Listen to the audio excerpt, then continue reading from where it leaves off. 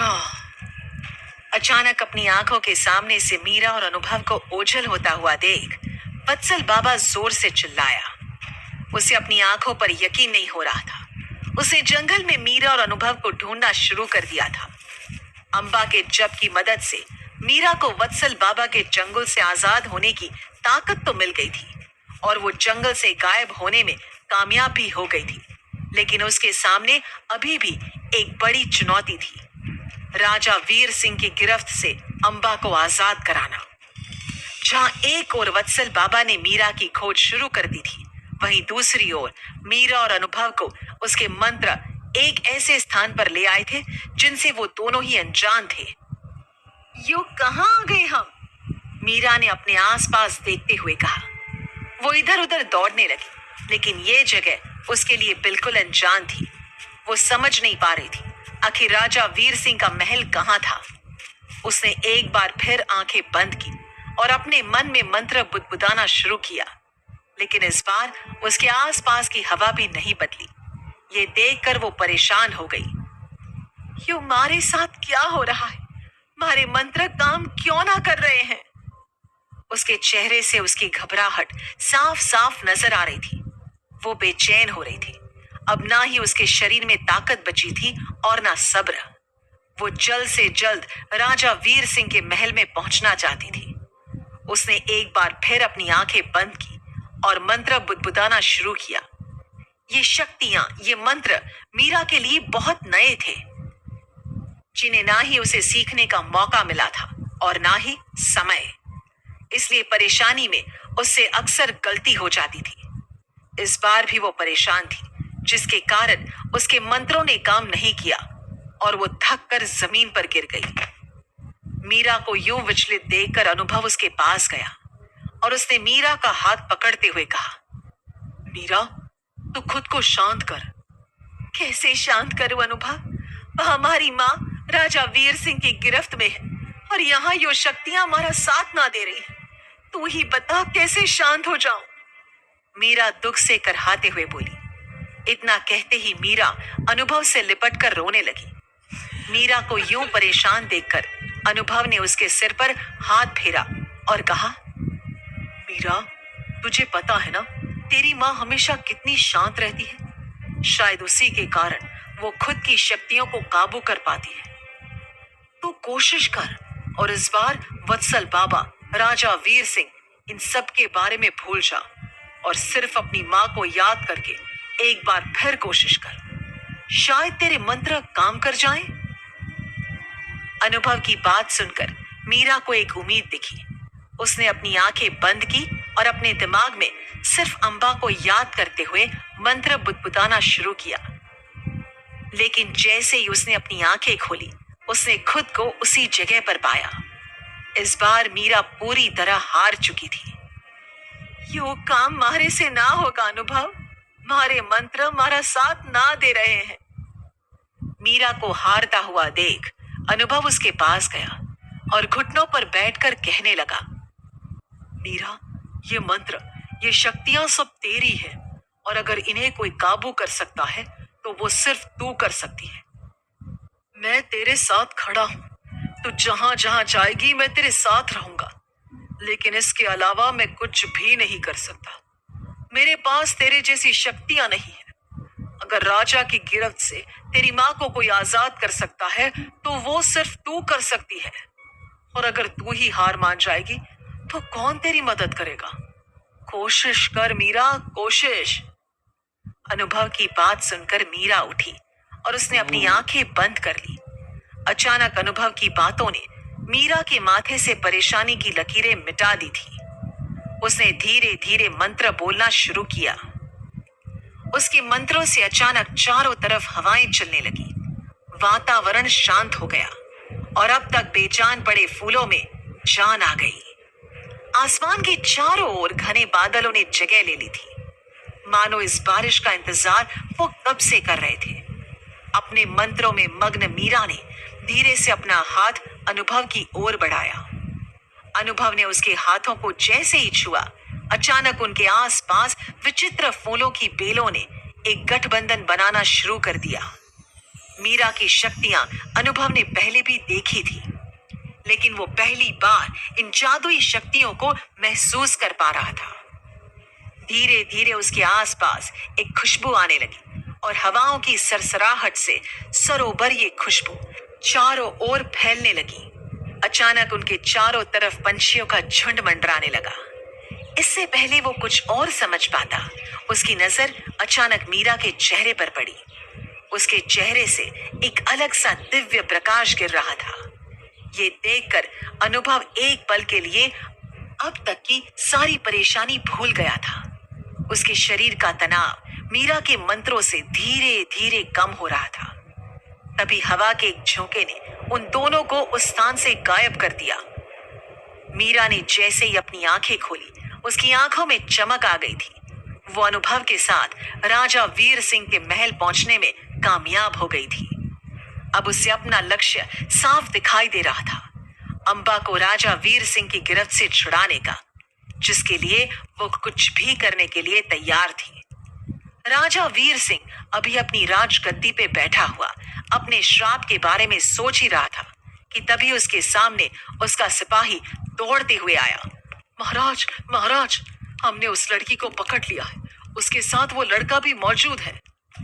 सिपाही की बात सुनकर राजा वीर सिंह के चेहरे पर मुस्कान आ गई, जैसे उसे अपनी परेशानियों का हल मिल गया हो। उसने अपनी आवाज को तेज करते हुए कहा, उन दोनों को मेरे सामने पेश करो।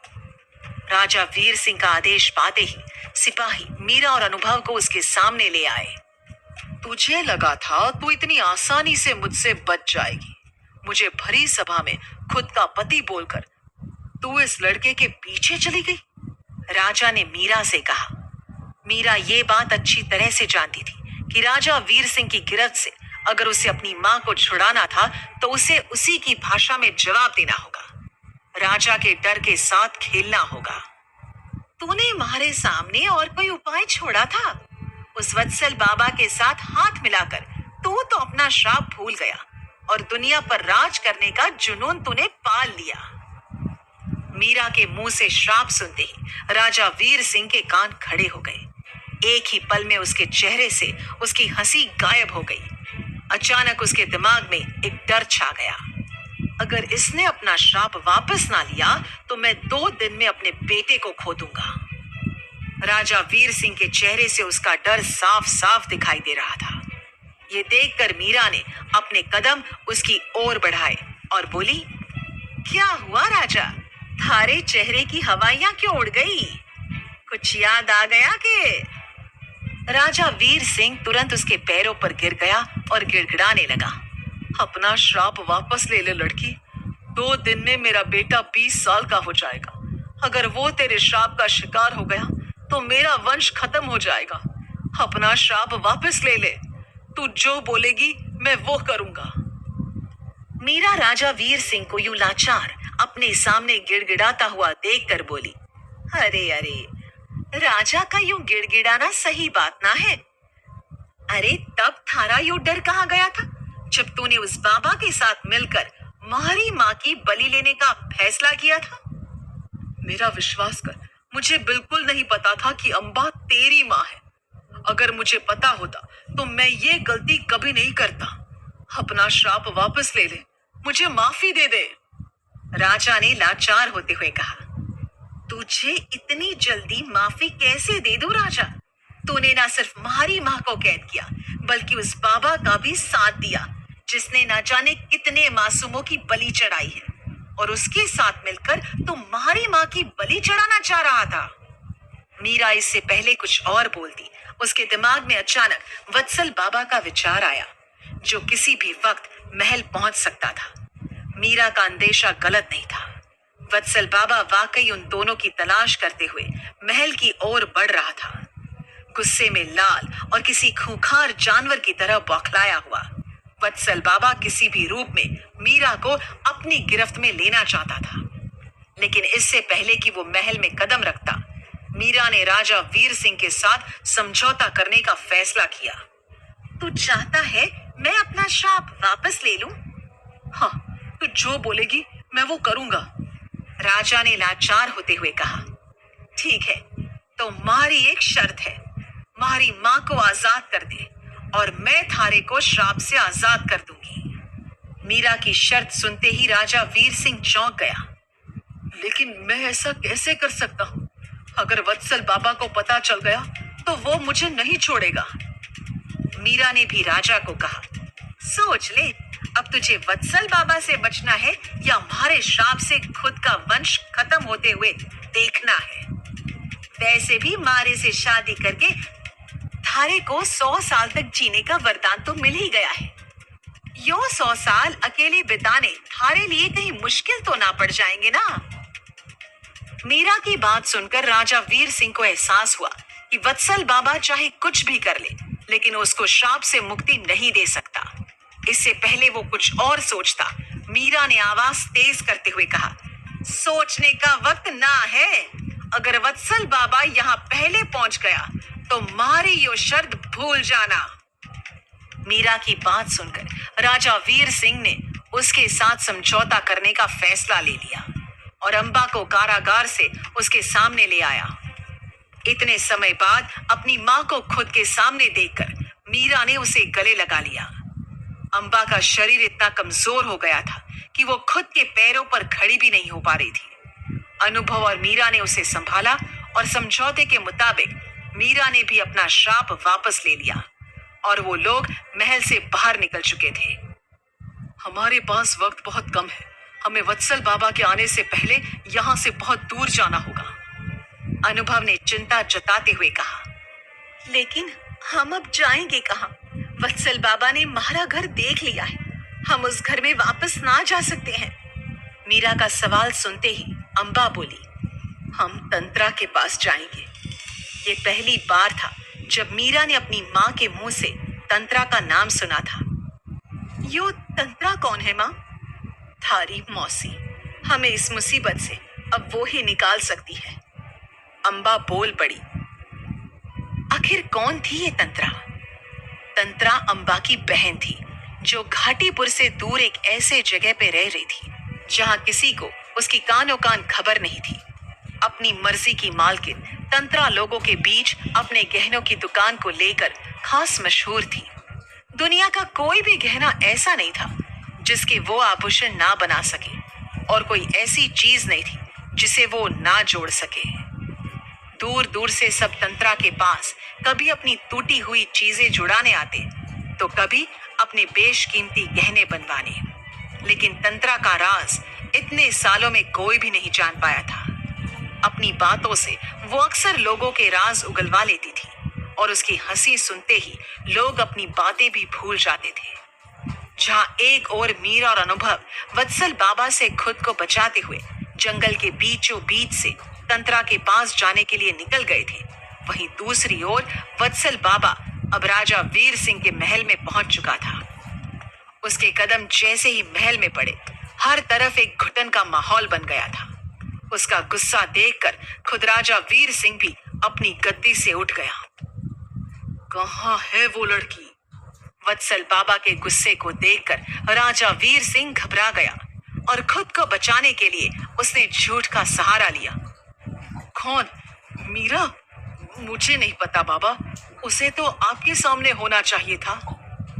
वैसे तो वत्सल बाबा के सामने किसी का झूठ कभी काम नहीं आता था, लेकिन राजा वीर सिंह के चेहरे से तो उसका झूठ भी साफ दिखाई दे रहा था। उसकी बात सुनते ही वत्सल बाबा उसके करीब गया और उसकी आंखों में आंखें डालकर बोला, ये गलती सुधारने का मौका मैं बस आखिरी बार देता हूं। बता, कहाँ है वो लड़की? वत्सल बाबा की आंखों में आक्रोश देखकर राजा वीर सिंह की आत्मा तक कांप गई। वो वत्सल बाबा के पैरों में गिर गया। मुझे माफ कर दो बाबा, उस लड़की से अपना श्राप वापस लेने के लिए मेरे पास और कोई रास्ता नहीं था। वत्सल बाबा ने जल्द ही राजा वीर सिंह की बातों से सारी गुत्थी सुलझा ली। तू इतना बेवकूफ होगा मैंने सोचा नहीं था। तूने सिर्फ उस अंबा को ही नहीं छोड़ा बल्कि अपने साम्राज्य को भी ठोकर मार दी है, जो तेरे कदमों में हो सकता था। तूने ये अच्छा नहीं किया राजा, इसका कोई तो उपाय होगा। राजा ने अफसोस जताते हुए कहा। बाबा ने भी सवाल का जवाब देते हुए कहा, उपाय है। उस लड़की के पैरों की हंसली, उस जादुई हंसली में ऐसी शक्तियां हैं जिन्हें पाकर मुझे किसी की जरूरत नहीं पड़ेगी। अगर तुझे अपनी जान से जरा भी प्यार है तो उस हंसली को मेरे पास ले आ। राजा वीर सिंह मीरा से समझौता तो कर चुका था, लेकिन वत्सल बाबा के गुस्से का शिकार होकर 100 साल तड़पना नहीं चाहता था। उसने तुरंत अपने सिपाहियों को आदेश दिया, जाओ और उस लड़की के पास से कैसे भी करके उसकी हंसली छीन कर लाओ, और अगर मेरे पास कल तक हंसली नहीं आई तो मैं तुम सबको जिंदा जला दूंगा। राजा वीर सिंह के पागलपन से सब भली भांति वाकिफ थे, इसलिए कोई उसके पागलपन का शिकार नहीं बनना चाहता था। उसका आदेश मिलते ही सिपाही मीरा की उस हंसली को छीनने के लिए निकल पड़े जो उसके पैरों में थी। क्या राजा वीर सिंह मीरा की हंसली पाने में कामयाब हो पाएगा? क्या अंबा तंत्रा तक समय पर पहुंच पाएगी?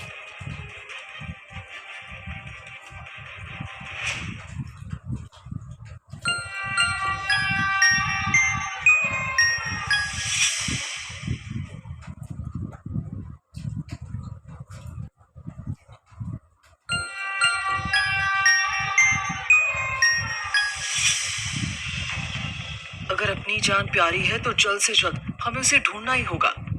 राजा वीर सिंह के आदेश से घबराए हुए सिपाही मीरा की खोज में निकल पड़े थे, लेकिन एक दूसरे को बार बार राजा वीर सिंह के आदेश को याद दिलाना उनके लिए जरूरी बन गया था, क्योंकि कोई भी राजा वीर सिंह के पागलपन का शिकार नहीं बनना चाहता था। जहां एक ओर सिपाही मीरा को ढूंढने का पूरा प्रयास कर रहे थे, वहीं दूसरी ओर महल में वत्सल बाबा राजा वीर सिंह के इस कदम से बौखलाया हुआ था। तुझे अंदाजा भी है आखिर तूने कितनी बड़ी बेवकूफी की है? वत्सल बाबा ने राजा वीर सिंह की ओर चिल्लाते हुए कहा। वत्सल बाबा के गुस्से को देखते हुए राजा वीर सिंह उसके कदमों में गिर गया। बाबा, मैं नहीं जानता था कि आपको उस हंसली की इतनी जरूरत होगी। वत्सल बाबा के कदमों में गिरकर राजा वीर सिंह गिड़गिड़ाते हुए बोला, लेकिन अगर मैं आपसे पूछ सकूं कि आखिर ऐसा क्या है उस हंसली में जो आप... अभी राजा वीर सिंह ने अपनी बात खत्म भी नहीं की थी कि वत्सल बाबा गुस्से से उसकी ओर मुड़ा और अपनी आवाज तेज करते हुए बोला, क्या है उस हंसली में? अरे मूर्ख, वो कोई मामूली हंसली नहीं है। उसमें पीढ़ी दर पीढ़ी का ऐसा जादू है जो किसी के लिए हासिल कर पाना मुश्किल ही नहीं, नामुमकिन है। उसमें ऐसे जादुई राज है जो अगर किसी के हाथ लगे तो वो दुनिया को जीत सकता है।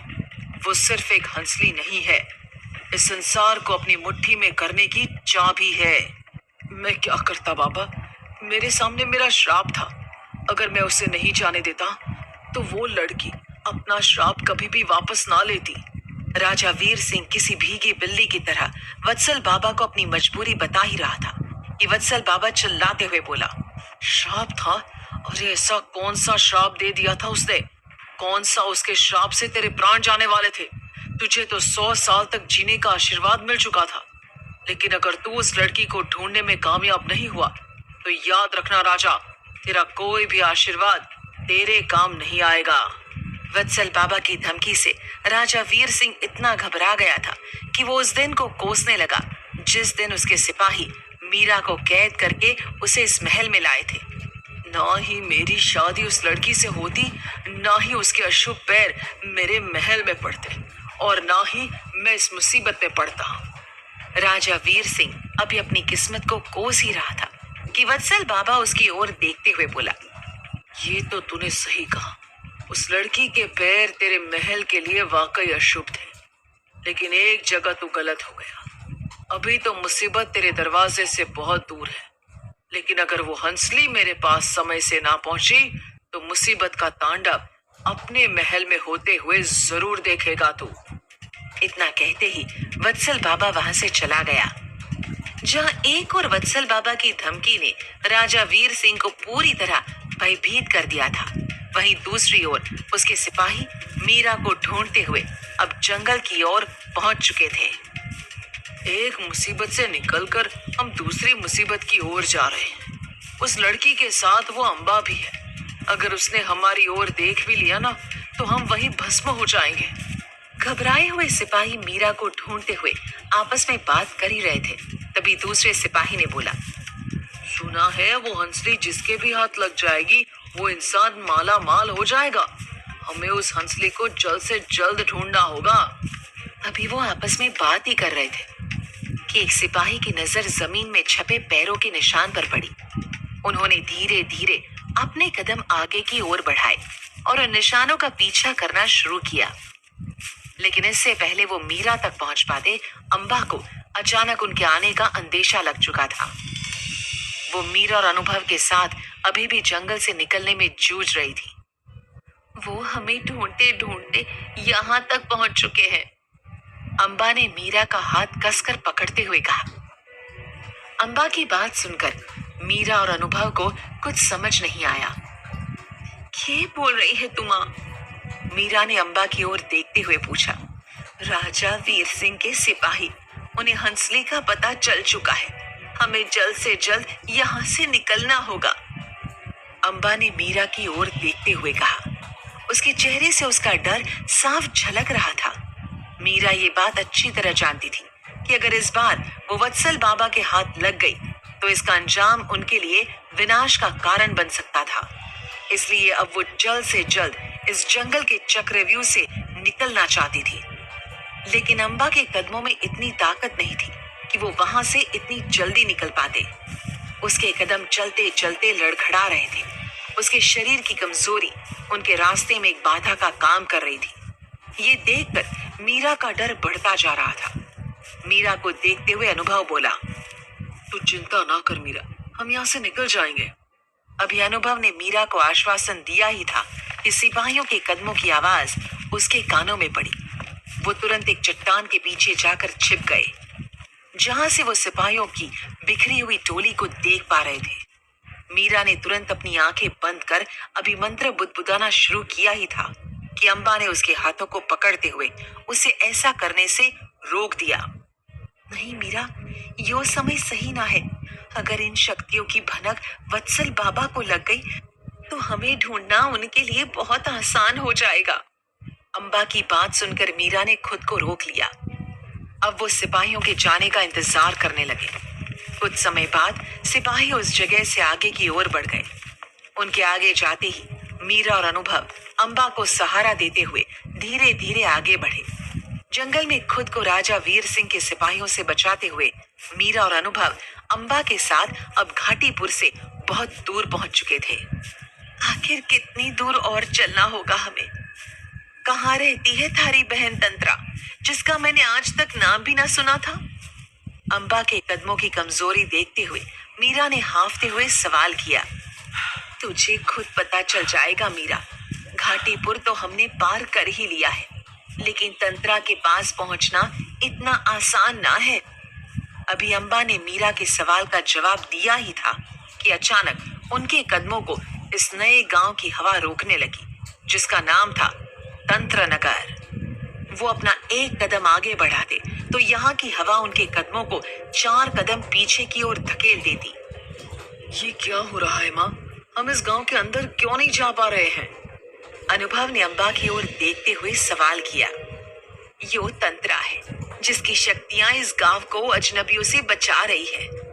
अनुभव के सवाल का जवाब देते देते अंबा के चेहरे पर मुस्कान आ गई। तो हम अंदर कैसे जा पाएंगे? मीरा ने अंबा की ओर देखते हुए पूछा।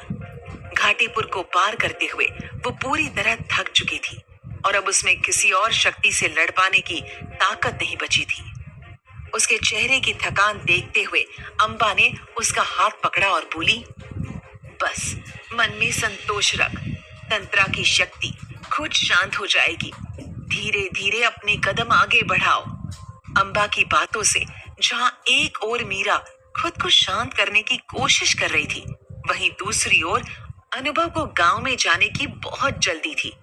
उसने अंबा की बातों को नजरअंदाज करते हुए तेजी से अपने कदम आगे बढ़ाना शुरू किया और मीरा और अंबा को पीछे छोड़ दिया। लेकिन तभी एक शक्ति ने उसे जोरदार धक्का देते हुए 10 कदम पीछे की ओर धकेल दिया। वो जमीन में घसीटते हुए एक पेड़ से टकराया। ये देखकर मीरा घबरा गई और तुरंत उसे संभालने के लिए उसकी ओर भागी। यो क्या है माँ? यो कौन से गांव में रहती है थारी बहन? मीरा ने अम्बा की ओर देखते हुए कहा। मैंने पहले ही कहा था, तंत्रा के पास जाने के लिए जल्दबाजी नहीं, संतोष काम आएगा। इतना कहते ही अम्बा धीरे धीरे आगे की ओर बढ़ी और उसके कदमों से वहां की हवाएं खुद ब खुद शांत होने लगी। उसके पीछे पीछे अनुभव और मीरा भी धीरे धीरे आगे बढ़े। अम्बा एक छोटे से घर के बाहर आकर रुक गई। आखिरकार हम पहुंच ही गए, अम्बा ने उस घर की ओर देखते हुए कहा। उन्होंने धीरे धीरे अपने कदम तंत्रा के घर की ओर बढ़ाए ही थे कि अचानक उस छोटे से घर का दरवाजा खुद ब खुद खुल गया। वहां की हवाओं से महसूस हो रहा था कि वो उनके स्वागत के लिए तैयार थी।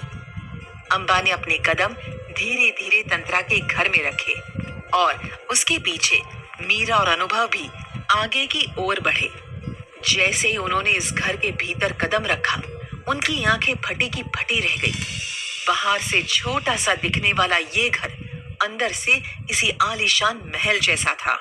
संगमरमर की बड़ी बड़ी सफेद दीवारें और उसमें की हुई नक्काशियां किसी महल को भी अपने सामने शर्मिंदा कर दे। और कोने में खड़ी बेशकीमती मूर्तियों को देखकर ऐसा लग रहा था मानो ये इस घर में पहरा दे रही हो। जैसे जैसे उनके कदम आगे बढ़ रहे थे, एक अलग सी खुशबू से उनके शरीर की थकान धीरे धीरे कहीं गायब हो रही थी। अनुभव और मीरा को देखकर पता लग रहा था कि उन्होंने कभी भी इतनी आलीशान जगह में कदम नहीं रखा था।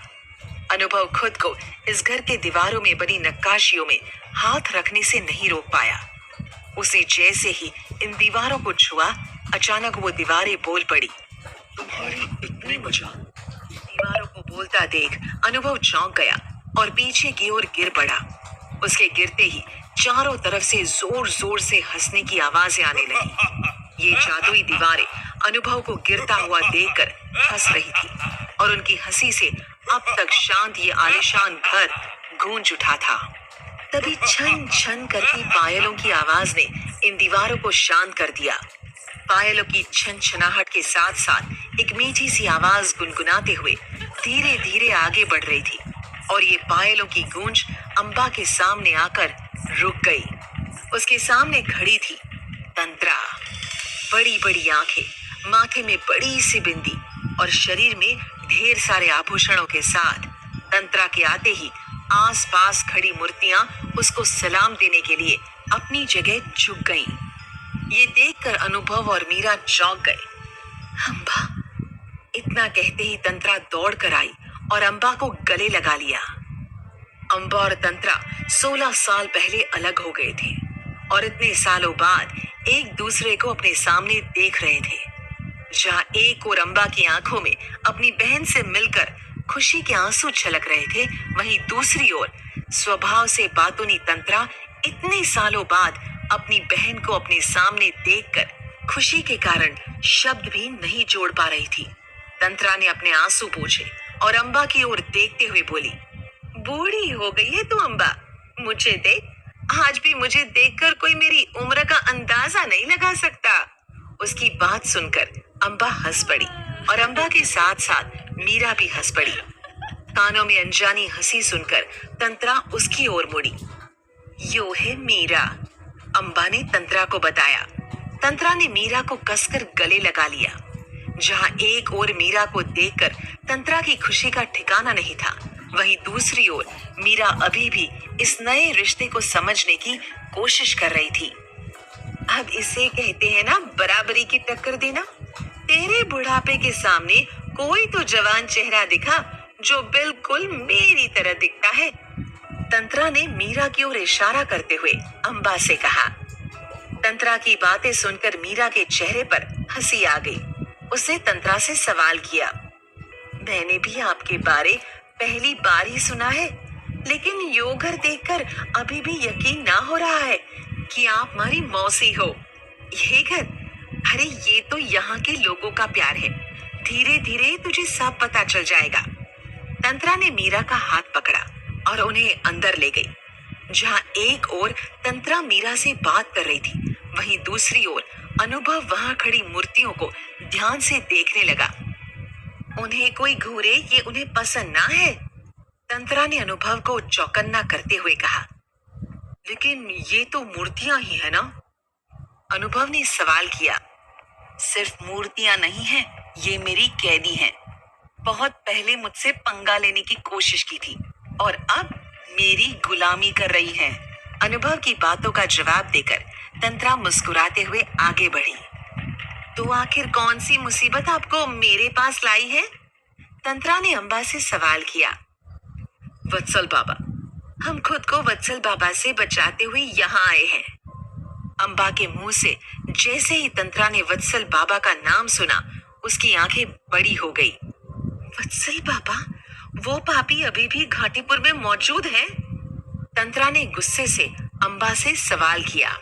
हाँ, और इस बार उसने मारी मीरा को अपना शिकार बनाने की कोशिश की है। अंबा की बात जैसे ही तंत्रा के कानों में पड़ी, उसकी आंखों से क्रोध छलकने लगा। अंबा की बात सुनकर तंत्रा की आंखों में अतीत के आंसू छलक गए। उसने अंबा की ओर देखते हुए कहा, तुम वत्सल बाबा से तो बचने यहाँ तक आ गए, लेकिन कहीं किसी और मुसीबत में ना फंस जाओ। तंत्रा के हाव भाव देखकर मीरा को शक हुआ। कहीं हम सच में किसी गलत जगह तो नहीं आ गए? क्या मीरा का शक सही था? क्या तंत्रा और वत्सल बाबा आपस में मिले हुए थे?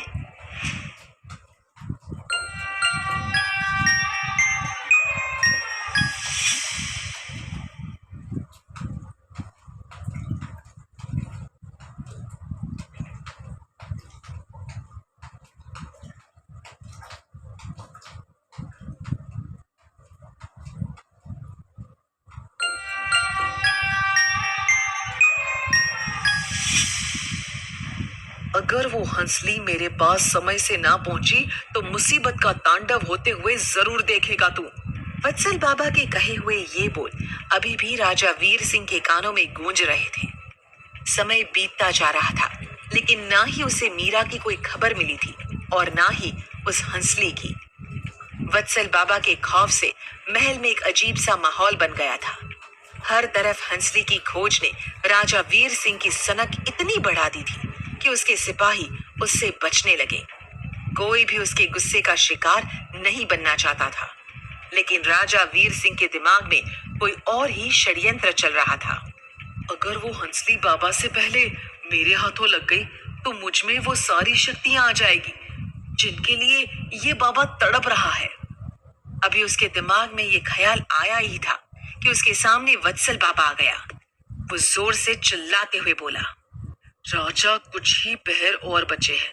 अगर मेरे हाथों में वो हंसली ना आई तो मैं तेरे डर को हकीकत में बदल दूंगा।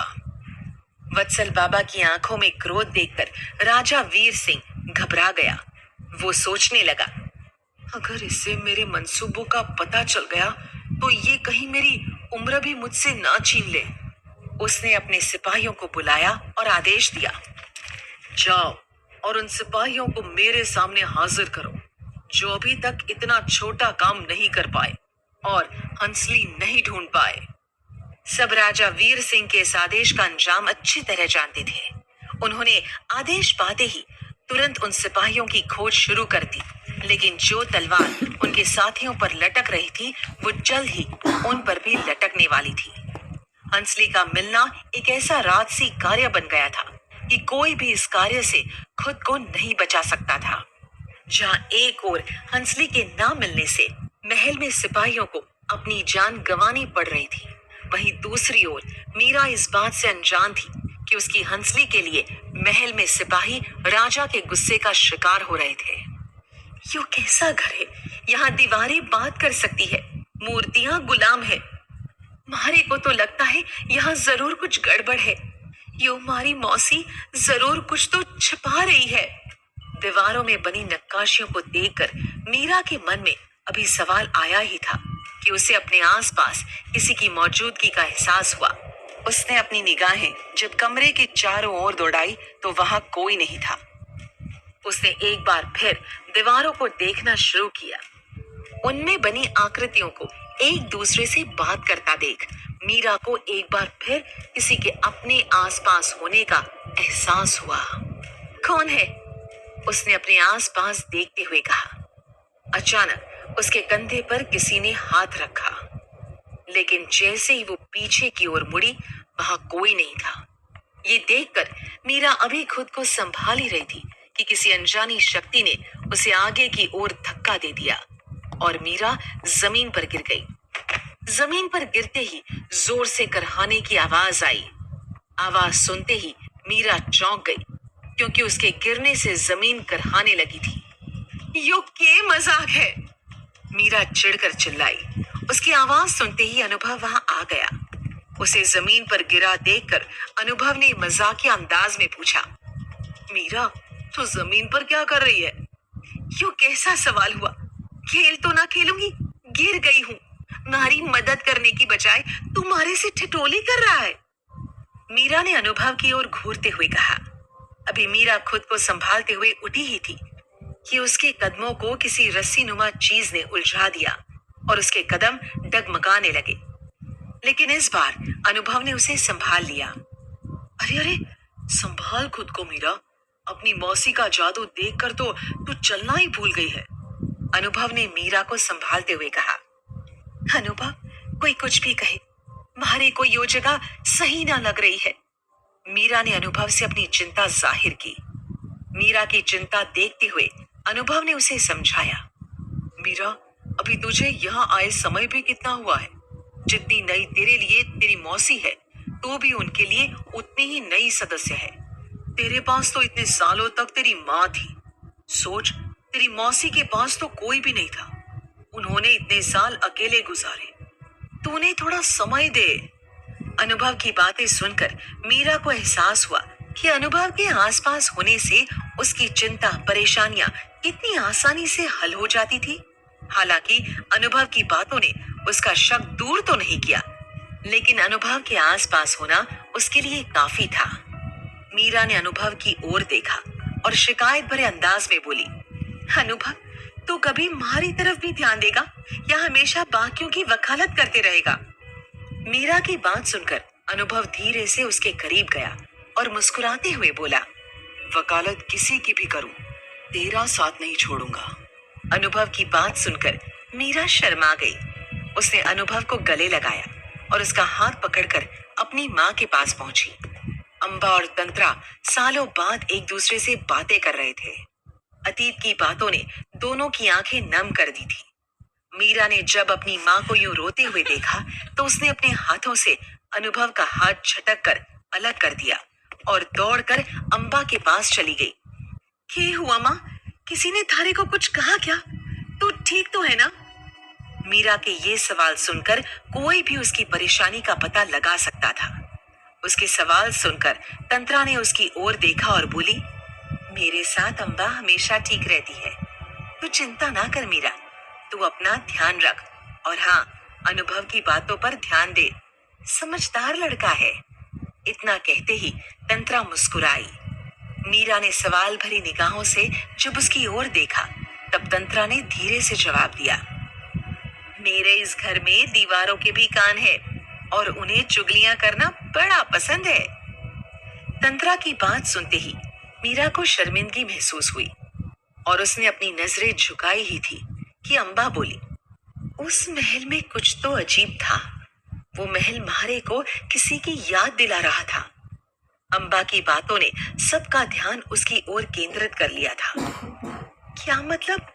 किसकी याद दिला रहा था? मीरा ने अंबा से सवाल किया। उस महल में मैं 2 दिन तक कैद थी, लेकिन फिर भी मुझे बार बार ये एहसास हो रहा था मानो मैं उस महल में पहले रह चुकी हूँ। अंबा ने मीरा की बातों का जवाब दे तो दिया था, लेकिन उसके इस जवाब ने सबको असमंजस में डाल दिया था।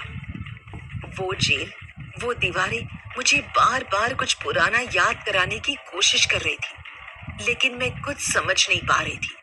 वहां रहकर मुझे ऐसा महसूस हो रहा था जैसे मैं अपने ही घर में कैद थी। उस जेल में बार बार कोई जानी पहचानी आवाज मेरे कानों में पड़ती थी और बार बार मुझे अंबा अंबा सुनाई देता था। अम्बा ने तंत्रा की ओर देखते हुए कहा। उस आवाज से अम्बा के अतीत की कुछ ऐसी यादें ताजा हो गई थी जो उसे बार बार ना सिर्फ परेशान कर रही थी, बल्कि उस आवाज के जरिए एक अनजाने रिश्ते को भी ढूंढने की कोशिश कर रही थी, जो वक्त के साथ कहीं खो गया था। अम्बा की बातें सुनकर तंत्रा के माथे में परेशानी की लकीरें साफ साफ दिखने लगी। वो अम्बा से बोली, कहीं ये उस वत्सल बाबा की कोई साजिश तो नहीं? वो किसी का पीछा इतनी जल्दी नहीं छोड़ता। कहीं तेरे साथ वत्सल बाबा कोई खेल तो नहीं खेल रहा? तंत्रा के इस सवाल ने ना सिर्फ अम्बा बल्कि मीरा और अनुभव को भी सोचने पर मजबूर कर दिया था। इस बात से सब अच्छी तरह वाकिफ थे कि वत्सल बाबा अपने शिकार को इतनी जल्दी नहीं छोड़ता। लेकिन अम्बा के मन में चल रही परेशानी वत्सल बाबा से बहुत बड़ी थी। उसने तंत्रा की ओर देखते हुए कहा, तंत्रा, मुझे नहीं लगता कि इसके पीछे वत्सल बाबा का हाथ है। मैं बस इतना जानती हूँ कि उस महल में कोई ऐसा राज छिपा है जिसका पता लगाना बहुत जरूरी है। लेकिन आखिर अम्बा को इस राज का पता कैसे चलेगा? इससे पहले कोई कुछ सोचता, अनुभव बीच में बोला, इसका तो बस एक ही उपाय है। अगर इस राज का पता लगाना है तो हमें वापस महल में जाना होगा, और मीरा, तुझे राजा वीर सिंह की पत्नी बनकर रहना होगा। अनुभव का उपाय सुनकर मीरा ने सहमति जताते हुए कहा, हाँ, तुम्हारी माँ के लिए मैं कहीं भी जा सकती हूँ। अब भले ही वो राजा वीर सिंह की पत्नी बनकर ही जाना क्यों ना हो। नहीं मीरा, तू अकेली नहीं जाएगी, मैं भी साथ जाऊंगा, अनुभव ने मीरा को जवाब देते हुए कहा।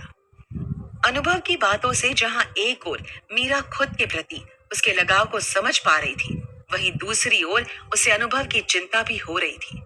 उसने अनुभव का हाथ पकड़ा और बोली, ना अनुभव, तू वैसे भी हमारे लिए इतनी मुसीबतों से लड़ा है। इस बार मैं थारे को किसी नई मुसीबत में ना डाल सकती हूँ। राजा वीर सिंह का सामना मारे को अकेले ही करना होगा। असल में अनुभव की जरूरत तुझे अब सबसे ज्यादा पड़ेगी मीरा। मीरा की बातें सुनकर अम्बा ने उसकी ओर देखते हुए कहा। अम्बा की बातें सुनकर मीरा बोली, क्यों माँ, मैं अकेले राजा वीर सिंह से लड़ सकती हूँ। मैं ना चाहती हूँ इस बार अनुभव किसी भी मुसीबत में फंसे। उसकी बातें सुनते ही तंत्रा ने धीरे धीरे उसकी ओर कदम बढ़ाए और बोली, तुझे लगता है वत्सल बाबा के होते हुए तू उस महल में अपना जादू दिखा सकेगी? तंत्रा की बात सुनते ही अम्बा बोली, उस महल में हंसली के बिना जाना खतरे से खाली नहीं है, लेकिन वो हंसली तो वत्सल बाबा ढूंढ रहा है। आखिर कैसे ही उस महल तक जाएगी? अम्बा का सवाल सुनते ही तंत्रा मुस्कुराई और बोली, मेरे होते हुए तू चिंता क्यों करती है अम्बा? ला, कहाँ है वो हंसली? तंत्रा की बात सुनते ही अम्बा ने मीरा की ओर देखा और बोली, मीरा, अपनी हंसली उतार और अपनी मौसी को दे दे। माँ, हंसली उतारने की क्या जरूरत है? तूने ही तो मारे को कहा था ना कि कभी भी इसे ना निकालना। मीरा को अभी भी तंत्रा पर विश्वास नहीं था, इसलिए वो हर प्रकार से हंसली को तंत्रा के हाथों से बचाने का बहाना बना रही थी। मीरा को यूं अपने सामने जिद करते देख अम्बा ने अपनी आवाज तेज करते हुए कहा, हाँ, और मैं ही तुझे थारी मौसी के हाथों में उसे सौंपने को कह रही हूँ। यो कैसी जिद बांधी है तूने? तंत्रा मीरा का चेहरा देखकर उसका डर समझ पा रही थी, लेकिन तंत्रा पर कभी किसी ने सवाल नहीं किया था। उसके हाथों की कारीगरी देखने लोग दूर दूर से आते थे, और आज खुद के ही घर में मीरा को यूं खुद पर सवाल करते देख उसे समझ नहीं आ रहा था कि इस बात पर वो आखिर क्या प्रतिक्रिया दे। उसने अपनी बहन अम्बा की ओर देखा और फिर मीरा की ओर देखते हुए बोली, मीरा, एक बार विश्वास करके देख। तंत्रा के शब्द जैसे ही मीरा के कानों में पड़े, उसने तुरंत अपनी हंसली उतारकर तंत्रा के हाथों में सौंप दी। लेकिन उसे अभी भी तंत्रा पर भरोसा नहीं हो रहा था। जहां एक ओर मीरा के शक की दीवार अभी भी नहीं टूट रही थी, वहीं दूसरी ओर अनुभव के मन में अलग ही कश्मकश चल रही थी। वत्सल बाबा, उसके मन का डर कहीं ना कहीं सही भी था। क्योंकि वत्सल बाबा एक ऐसी क्रिया करने जा रहा था जिससे घाटीपुर में एक नए तूफान को जन्म मिलने वाला था। हंसली के लिए वत्सल बाबा इतना बौखला गया था कि उसे अब किसी भी रूप में वो सारी शक्तियां चाहिए थी जिनके जरिए वो हंसली तक जल्द से जल्द पहुंच सके। इन शक्तियों को पाने के लिए उसने जंगल के बीचों बीच एक ऐसे हवन का इंतजाम कर लिया था जिसके बाद वहां सांस लेने वाला हर जीव, हर पेड़, यहाँ तक कि वहां के पत्थर और जमीन भी उसके इशारे से चलने लगेगी। आंखों में आक्रोश लिए वत्सल बाबा ने जंगल में हवन करना शुरू किया। हवन में जल रही अग्नि से अचानक चारों ओर रोशनी की जगह अंधेरा छा गया। आसमान में बादल गरजने लगे और पंछियों ने अपने घोंसले छोड़ना शुरू कर दिया। चारों ओर आंधी चलने लगी और बड़े बड़े पेड़ों ने एक विचित्र गर्जना शुरू कर दी। ये मंजर इतना भयावह था कि जमीन भी कांपने लगी।